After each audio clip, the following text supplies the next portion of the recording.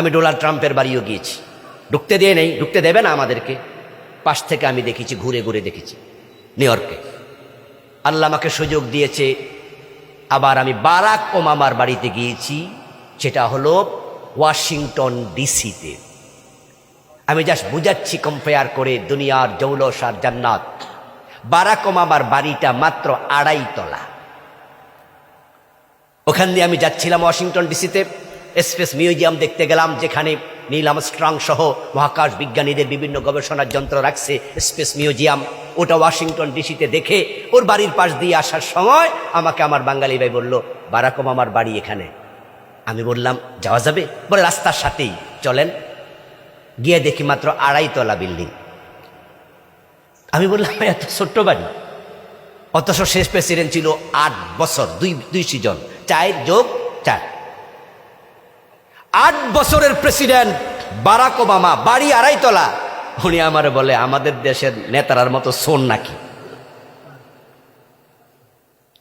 আমার দেশে তো একজন পুলিশের অফিসার 1000 কোটি টাকার মালিক হয়ে যায়, আছে না নাই? এই যে হারুন্না হাউন আঙ্কেল নাকি, সে নাকি কয়েক হাজার কোটি টাকার মালিক। হ্যাঁ, উনার বাড়ির ফিয়ন কত কোটি টাকার মালিক মনে আছে না? ওই যে বলছে, তো আমার বাড়ির ফিয়ন, সে তো বিমান ছাড়া চলে না। বলে নাই, বলে নাই? কয়শো কোটি টাকা? 400 কোটি। তাই তো বলি, যদি বাড়ির ফিয়ন আর দারোয়ান 400 কোটি টাকার মালিক হয়, বাড়িওয়ালার কি খবর? ইসলামী ব্যাংকের 18টা শাখা থেকে শুধু এসালম গ্রুপ টাকা পাচার করেছে 80,000 কোটি। আমার বন্ধু, পৃথিবীর যে বিল্ডিং আপনি দেখেন না কেন, হোক না সেটা Burj tower. Burj tower Dubai, ওই টাওয়ারের চেয়ে বড় বিল্ডিং পৃথিবীতে এখনো নেই। কিন্তু ওই বিল্ডিং কত তলা? গুগলে যান তাহলে পাবেন মোট কতটা তলা সেখানে আছে। এরপর উচ্চতা কত মিটার সেটাও পাবেন। আর আবু হুরায়রা থেকে বর্ণিত হাদিস, আমার রাসূল বলেন, জান্নাতের 100 তলা উঁচু বিল্ডিং কত উঁচু হবে শোনো, মা বাইনা কুল্লি দারাজাতাইনি কামা বাইনাস সামাই ওয়াল আরদ। একটা বিল্ডিং এর ফ্লোর থেকে তলা পর্যন্ত উচ্চতা হলো আকাশ পরিমাণ উঁচু। মানে এগুলো ক্যাচ করবে না, কিন্তু সত্য, কিন্তু সত্য। এখন এক একটা ফ্লোর কত হাজার স্কোয়ার ফিট। আমরা ঢাকায় যে সমস্ত বিল্ডিং গুলোতে থাকি, আমরা মধ্যবিত্তরা থাকি 1000, 1100, 1200, 1500। যারা আরো একটু উচ্চবিত্ত 2000, 2500, 3000 স্কোয়ার ফিটের বাড়ি থাকে।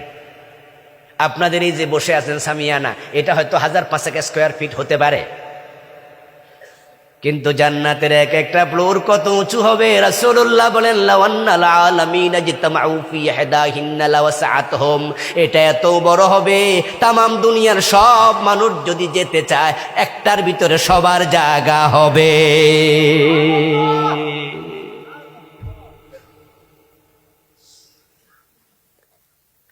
ওই জান্নাতের দিকে দৌড়াও, জান্নাতের দিকে দৌড়াও। একজন সাহাবী রাসূলকে বলতেছি, ইয়া রাসূলুল্লাহ, আমি তো জান্নাতে যেতে চাই, তবে হুব্বুল খাইলা হাল ফিল জান্নাতে মিন খাইল। ও রাসূল, আমি তো ঘোড়ায় চড়ে অভ্যাস।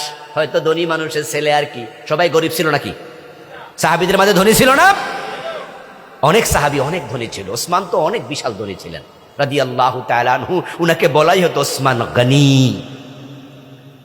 আজকের যুগের পাজারো, মার্সিডিজ, ল্যান্ড ক্রুজার, এগুলো যেমন তৎকালীন যুগের ঘোড়া ছিল, ঠিক তেমন বাহন ছিল 3টা।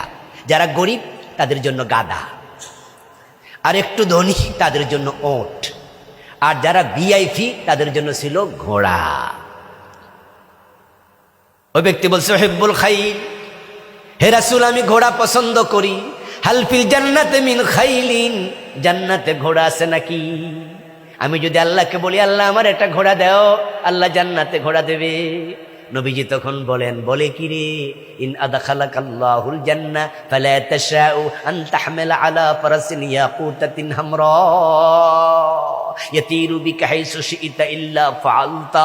আল্লাহর বান্দা শোনো, তুমি জান্নাতে যাইয়া যদি আল্লাহকে বলো, আল্লাহ দুনিয়ায় গোড়া ছিল রক্ত এবং মাংসের তৈরি, মাটিতে হাঁটতো দৌড়াতো ঠক ঠক করে করে কটকট করে করে, আমি জান্নাতে ইয়াকুত পাথরের তৈরি লাল ঘোড়া চাই, যেটা আকাশ দিয়ে উড়বে, চাইতে দেরি আল্লাহ দিতে দেরি করবে না। ওয়ালাকুম ফিহা মা তাশতাহি আনফুসুকুম ওয়ালাকুম ফিহা মা তাদউন। সেখানে চাইতে দেরি আল্লাহ দিতে দেরি করবে না। জান্নাতে কি কি আছে? আল্লাহু আকবার কবীরা। কি নাই? দুধের ঝর্ণা আছে, পানির ঝর্ণা আছে, মধুর ঝর্ণা আছে, একসাথে 4টা শরবতের ঝর্ণাও প্রবাহিত হবে। কোরআনের আয়াত।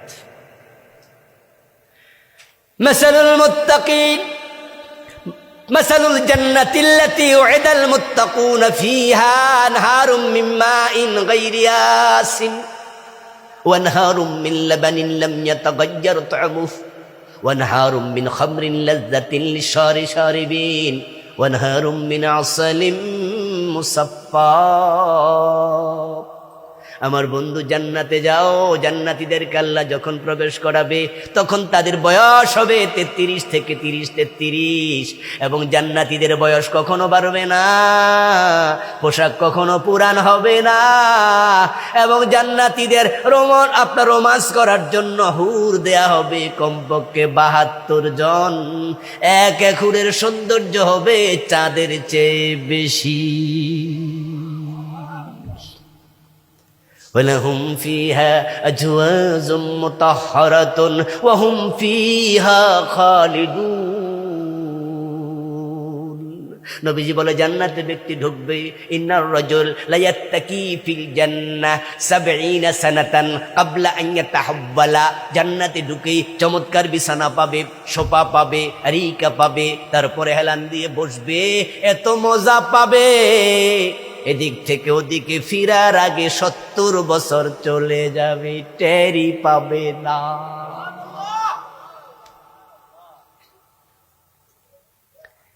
ফাতাতিহি ইমরাতুন ফাতাদরিবু আলা মানকাবিহি। 70 বছর চলে গেল, এত চমৎকার সোফা, এত চমৎকার বিছানা, এত চমৎকার নরম, ওটার মাঝে বসছে, 70 বছর চলে গেল, টেরি পাইল না। এর মাঝে পিছন থেকে একজন মহিলা আসবে, এসে ফাতাদরিবু আলা মানকাবিহি, পিঠের মাঝে হাত রাখবে, এখানে হাত রাখবে কাঁধে। ওই জান্নাতি কাঁধের মাঝে নরম হাতের স্পর্শ অনুভব করবে, তারপরে পিছনের দিকে ফিরে তাকাবে, ফায়ানজুরু ওয়াজহাহু ফি খাদ্দিহা আসফা মিনাল মিরআ। তাকায়া দেখবে একজন মহিলা এত সুন্দরী, নিজের চেহারা তার গালের ভিতরে দেখবে।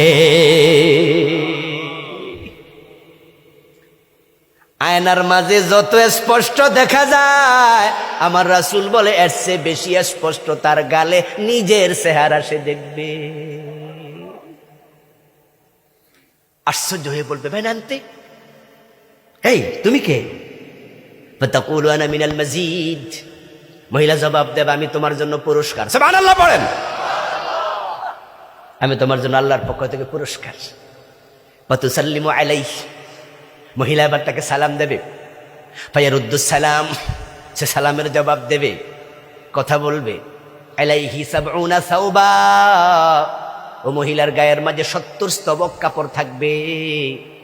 এটা কেমন কাপড় জানি না, আমি আগের লোকেরা বুঝছে কিনা এই হাদিস, কারণ তখন তো কাপড় এমন ছিল না, কিন্তু এখন কিছু জরির পোশাক বাইর হয়েছে, আমাদের বোনেরা আমাদের মেয়েরাও পরে, এক একটার কত রকমের কাপড় আছে না, এখান দিয়ে কোমর বরাবর সিলাইয়া যে কত স্তবক দেয়,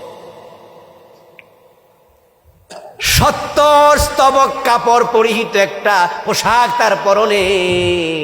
আমার রাসূল বলে, ফায়ানফুযুহা বাসারুহু হাত্তা ইয়ারা মুক্কাসাকিহা। কিন্তু তার দেহের সৌন্দর্য এত বেশি থাকবে, 70 স্তবক কাপড় বেদ হইয়া তার সৌন্দর্য ঠিকরে পড়বে। ওই জান্নাতীটা 70 স্তবক কাপড়ের উপর থেকে তার মগজ, তার পায়ের নালার মগজ দেখতে পাবে।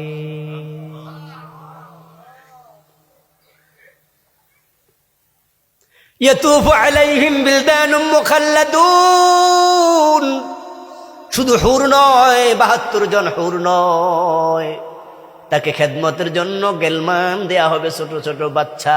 আদনাহালিল জান্নাতে মানজিলাতান লাহু 80 আলফা খাদেম। আমার রাসূল বলেন সবচেয়ে ছোট জান্নাতীর খাদেম দেয়া হবে জান্নাতে 80,000। এই রিকশাওয়ালা ভাই, কৃষক, শ্রমিক, দিনমজুর, কম পয়সা রোজগারকারী ভাই, মন খারাপ করে বসে আছেন, আল্লাহ মকরে কত ধনী বানাইলো, তোমকরে কত ধনী বানাইলো, আমার একটা রিক্সা কেনার টাকা দেয় না, আমি কত গরিব। মন খারাপ করার কিছু নাই, ইমান নিয়ে মরো, আল্লাহ তোমাকে এমন জান্নাত দেবে। এই গরিব হওয়াটা একটা পরীক্ষা, ধনী হওয়া একটা পরীক্ষা। নাবলুকুম বিশাররি ওয়াল খাইর, আল্লাহ কোরআনে বলে আমি ভালো দিয়েও পরীক্ষা করি, মন্দ দিয়েও পরীক্ষা করি, ধনী বানাইও পরীক্ষা করি, গরিব বানাইও পরীক্ষা করি। গরিব হয়ে হারাম খাইও না, ধৈর্য ধরো। রাসূল বলছে ধনীদের 500 বছর আগে গরিবরা জান্নাত পাবে। আরো কত আলোচনা জান্নাতের, আরো কত, আমি শত শত লিখেছি হাদিস, কয়টা আর বলবো। এরপরে জাহান্নাম নিয়ে কথা বলার সময় তো আজকে নাই, আরেকদিন আমরা বলবো ইনশাআল্লাহ। 11:15 বেজে গেছে, আজকে আর সেদিকে গেলাম না। তবে আমরা জাহান্নাম থেকে আল্লাহর কাছে ফানা চাই। যে কাজ করলে জাহান্নামে যাওয়া লাগে এই কাজ আমরা করতে চাই না। আমরা জান্নাতীদের মতোই জীবনের চরিত্র বানাতে চাই, আমল বানাতে চাই। আল্লাহ তুমি তৌফিক দাও, সবাই বলেন আমিন।